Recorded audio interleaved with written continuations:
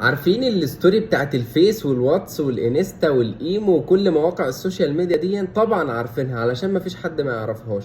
اهو احنا بقى عندنا مرض اسمه مرض الستوري ده. احنا بنخش نشوف الستوري دي كل ثانية من غير اي فايدة. بنخش نشوف الاكس رفعت ايه او رفع ايه، بنخش نشوف صاحبنا اللي ما بنكلموش هل بيتكلم علينا ولا لا، بنخش نشوف بعض ونراقب بعض. ليه يا حبيب قلبي واحنا ممكن نستغل الستوري دي تكون مصدر دعوي وتكون مصدر ثواب وتدعو بيها الى الله عز وجل وتخش بيها الجنة كمان. انت لما هترفع قرآن او هترفع حديث او هترفع حاجة في كتاب الله او في سنة رسول الله عز وجل، مش هتاخد عليها حسنات، مش هتاخد عليها ثواب، مش هيبقى ليك اجر وثواب عظيم عند الله عز وجل بسبب الحاجة ديت؟ هيبقى ليك طبعا. طب ليه ما نستغلش الحاجة ديت في اننا تدخلنا الجنة؟ حبيب قلبي انت ما بتضربش عصفور ولا عصفورين ولا 3 عصافير بحجر واحد، ده انت بتضرب 100 عصفور بحجر واحد، وانت مش مقدر الثواب اللي انت بتاخده.